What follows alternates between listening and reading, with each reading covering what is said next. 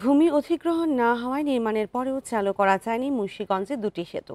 20 কোটি টাকা ব্যয় নির্মিত সেতু দুটিতে সংযোগ সড়ক না থাকায় কোনো সুফল পাচ্ছে না এলাকাবাসী। জটিলতা কাটিয়ে সেতু চালু করতে প্রকল্পের মেয়াদ বাড়ানোর প্রস্তাব দিয়েছে সড়ক ও জনপথ বিভাগ। বান্ডেল থাকলে প্রতি সেনমানিতে টাকা বাঁচবে। বিকাশ সেনমানি বান্ডেল কিনে জিতুন প্রতি লেনদেনে। আর এই বিষয়ে আরো জানাতে মুন্সিগঞ্জ থেকে যুক্ত হচ্ছেন সহকর্মী জিতু রায়।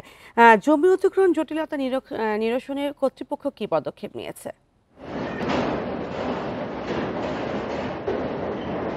দেখুন, আমরা প্রতিবেদনে যেভাবে বলছিলাম, মুন্সিগঞ্জের 5টি ইউনিয়নের প্রবেশদ্বার, এই যে মুন্সিরহাট এবং হামিদপুর গ্রামের ওপর বাইদাবাড়ি 1 এবং বাইদাবাড়ি 2 যে ব্রিজটি নির্মাণ করা হয়েছে, স্থানীয়রা তার সুফল থেকে একেবারে বঞ্চিত।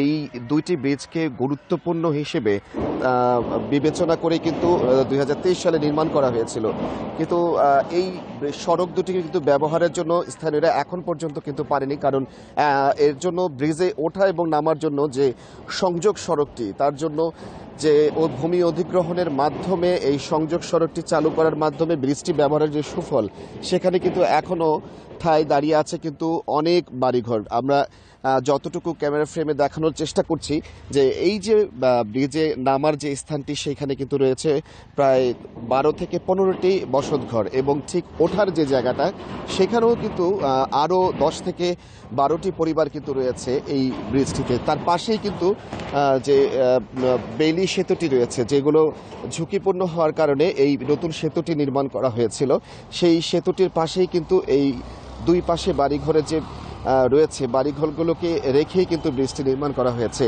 আমরা সড়ক ও জনপথ বিভাগের সঙ্গে কথা বলেছি, তারা যেটি বলেছে 2022 সালেই তারা ভূমি অধিগ্রহণ প্রক্রিয়াটি শুরু করেছিল, কিন্তু এটি শেষ না হওয়ার কারণে এখন পর্যন্ত তারা জমি বুঝে পায়নি, এবং জমি না বুঝে পাওয়ার কারণে সংযোগ সড়ক স্থাপন করতে পারছেন না, যার ফলশ্রুতিতে এই ব্রিজগুলো ব্যবহার করতে পারছেন না স্থানীয়রা। ভূমি মালিক যারা রয়েছেন তারা বলছেন যথাযথ সরকারি প্রক্রিয়াটি অনুসরণ না করেই এই ব্রিজগুলোকে নির্মাণ করা হয়েছে। তার আগে তাদেরকে এই ভূমি অধিগ্রহণের জন্য যথাযথ ব্যবস্থাটি নেওয়া হয়নি বলে, বা তারা ন্যায্য মূল্য পায়নি বলে এখন পর্যন্ত এই সংযোগ সড়কের স্থানে যেই ভূমি মালিকরা রয়েছে, তারা এই জায়গাগুলোকে ছাড়ছেন না এবং তারা এই জায়গা থেকে উঠবেন না বলে তারা কিন্তু বলেছেন, এবং এই কারণেই কিন্তু থেমে রয়েছে এই ব্রিজগুলোর সংযোগ সড়ক স্থাপনের কাজ।